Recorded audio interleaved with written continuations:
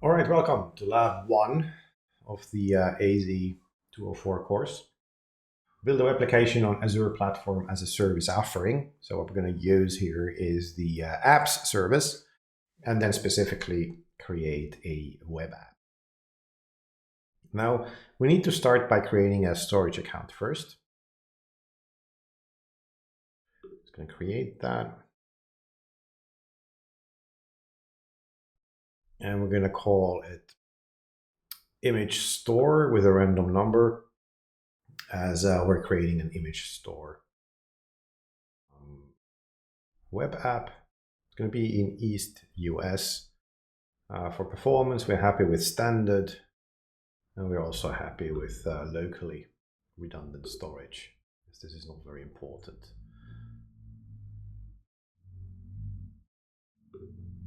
Let's go ahead and create it.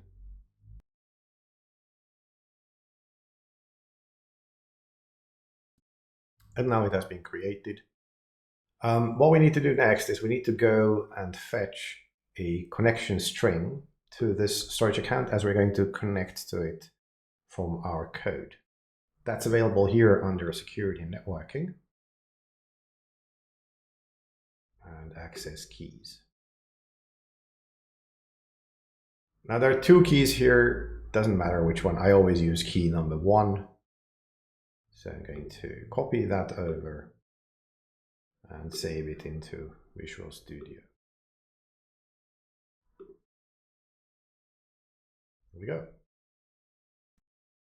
Then let's upload a sample blob. So what we need to do first is go to data storage and containers and create a container. Container is kind of the basic unit of storage within a storage account if we're talking about blobs. And let's call them images.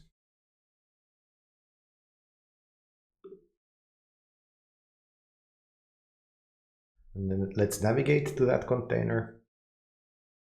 And here, let's upload. So we're given a file to upload in the GitHub repo. It's under the all files directory, which I have downloaded here. It's under labs, lab1, starter images. That was grilled cheese, was the one that we were supposed to update. Cool, so let's overwrite if it already exists and upload. And now it's there. Okay, so now let's go and create our web app. So we're going to App Services, and then create a web app.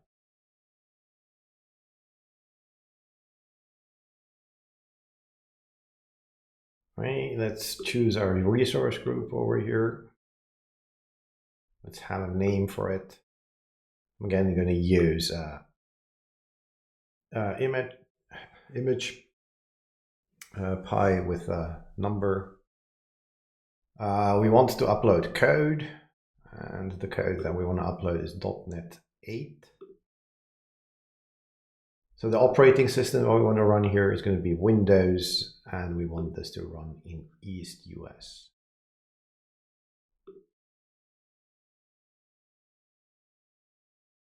We don't currently have a plan for Windows in East US, so we're going to have to create a new one. I'm going to call it a managed plan.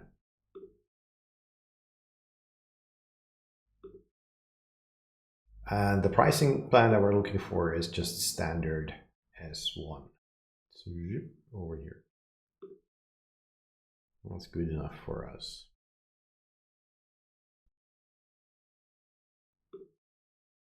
So we're currently not interested in setting up deployment nor networking, but in monitor and secure, we want to disable the application insights.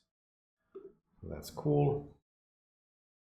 And then we review and create.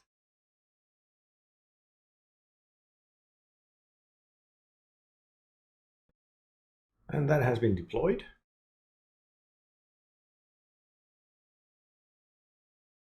That's great. So the way that we would like to inject the storage connection string into this app is using application settings.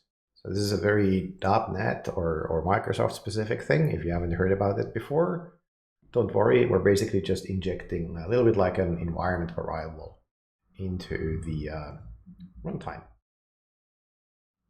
So over here on the left-hand side, we have settings, and then under settings, instead of just using environment variables,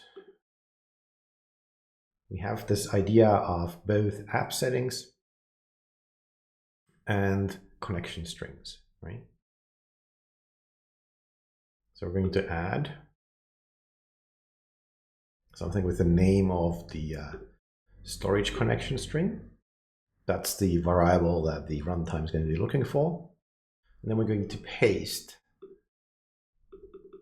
our string that we saved earlier into the value. Let's apply that. And so we can see that we have that setting in place now. So let's apply that.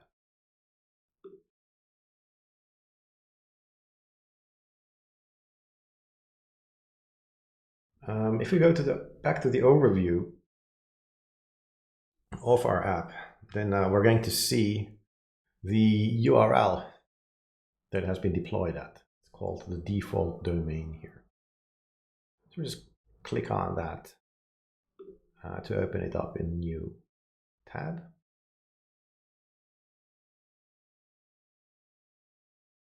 And this is the standard kind of everything is running okay app that comes with app service. So this is just, telling us that everything seems to be working correctly. So next up, let's actually then deploy our app. And for that, we're going to need to use Visual Studio Code. Getting rid of that temporary storage of the string. And let's open the folder. Again, the contents comes from GitHub. So we have labs, lab number 1, starter, and an API. And that's the one that we want.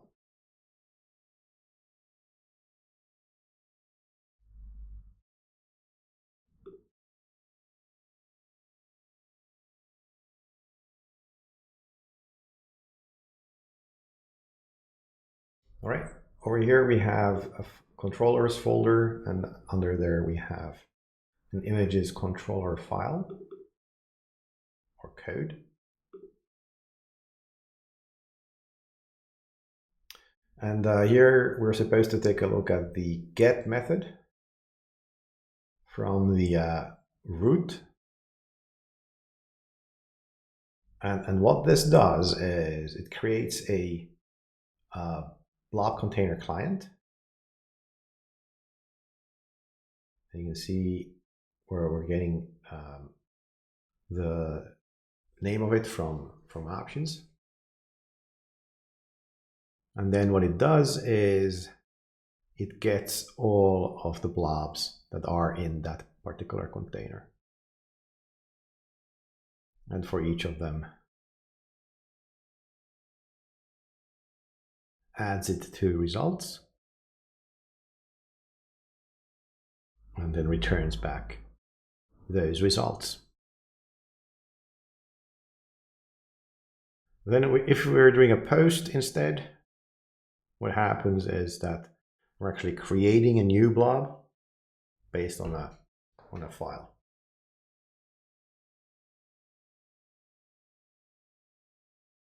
Okay, so that's the application. So let's see what we need to do to deploy it. First, what we could do is create a new terminal.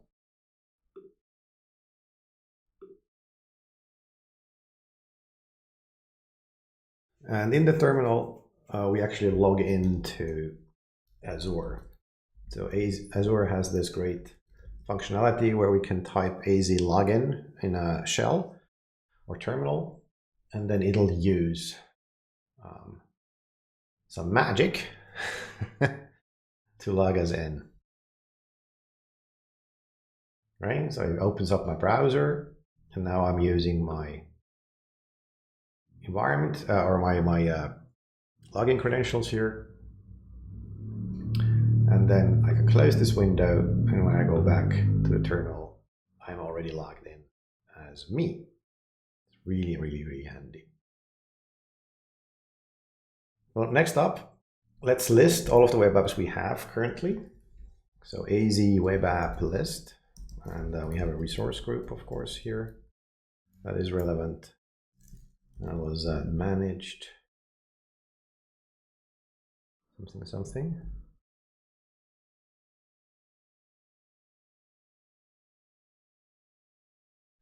I need to copy paste it.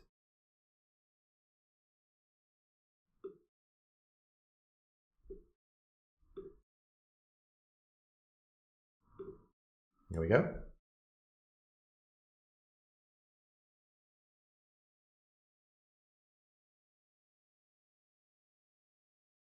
So that's the one.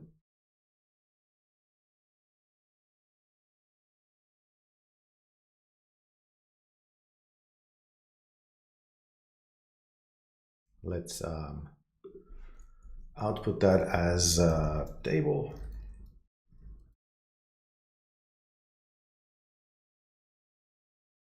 So you can see how it is working. There it is. That's great. Okay, so AZ web app deployment, right? That's the command, and we want to deploy from source.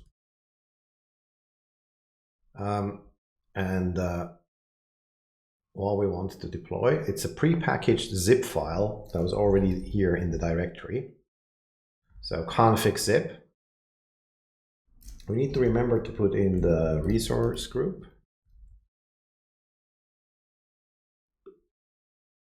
That one.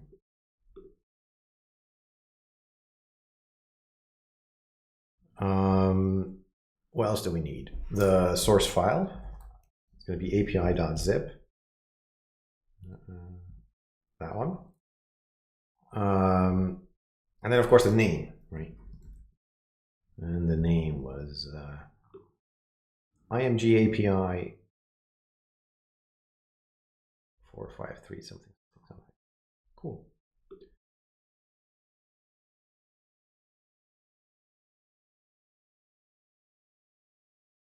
Resource group. Of course, I've mistyped that.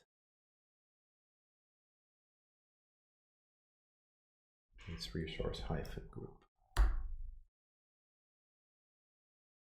There we go. So now I'm going to make the terminal just a little bit bigger so we can see what's going on here.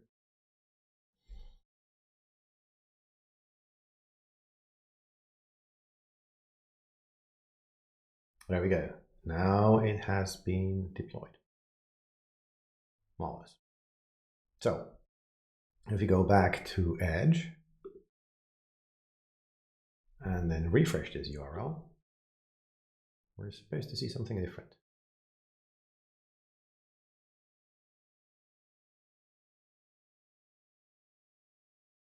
Yeah, so this was the API, right? And this gives us back a listing of all of the blobs in our images container. And that's what we got. So that's the API. Next, let's create a front end. Right. So go back to web apps.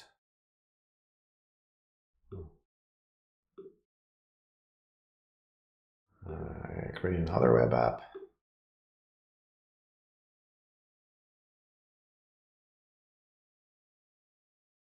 Oops, I'm going to use the same resource group. This time we're going to call it IMG web, followed by something random. Again, it's going to be code. Again, it's going to be .8 on Windows in East US. And now we can use the same plan that we previously created for this one as well. And something else? No. We don't need to worry about that, just with monitor and secure, making sure that we don't have application insights on. The reason why we're making sure about this is that the standard on whether this is on or not has changed recently. So if in certain cases this is actually on by default. And in the lab environment, we don't even have permissions for that. So that's why we're always checking. So let's create this one.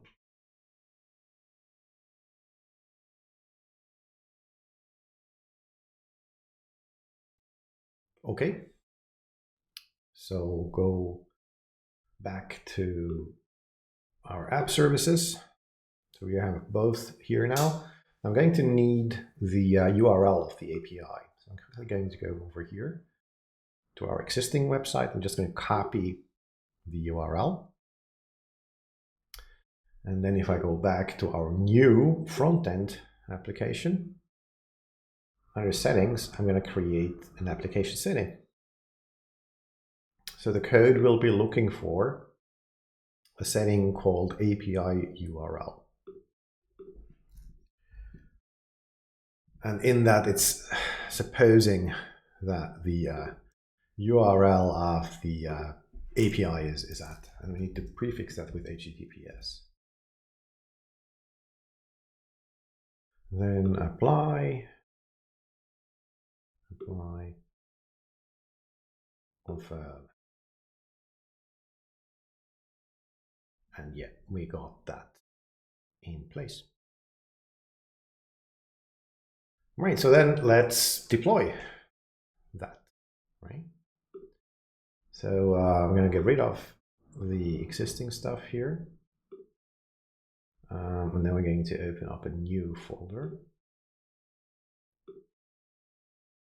And this time it's going to be the web folder.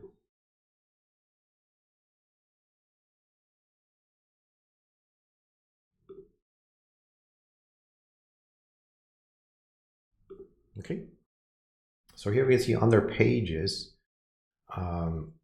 we have some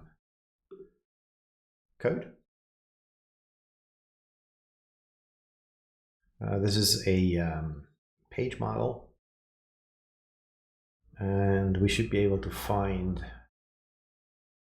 here on get an async task that is then going to take the API URL option, right, that we just saved in the environment, and then get the or call the backend and get back the list of URLs from the API as we just created. And then if we're doing a post, we're taking the file that has been posted and then sending it back to the API.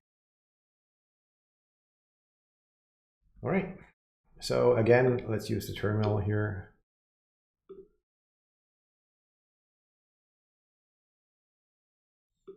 I think we need to do a login again.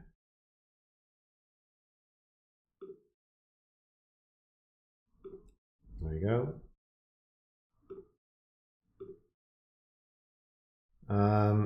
So that's done. And then let's again take a look at our web apps from here. So web app list,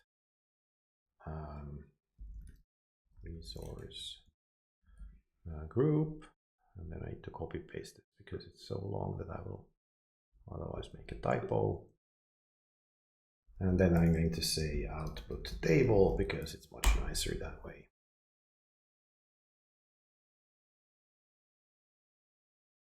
And I apparently cannot write resource hyphen group.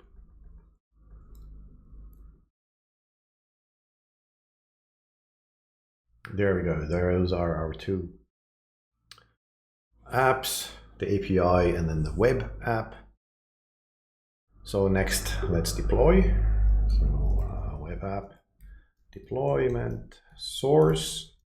Again, config zip. You can already see that the zip file is called webzip over here. Then the resource group. Should I copy paste this? Or would I be able to do this time? And then we need to set up the source, which is webzip. That one. And then the name of the web app was over here, img web. Like this.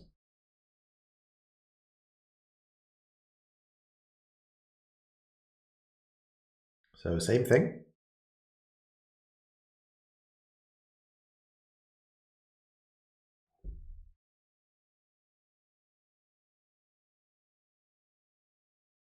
Perfect. So that has been deployed. So now if we go back to our web apps here, and specifically the image web app this time, and we browse to the website.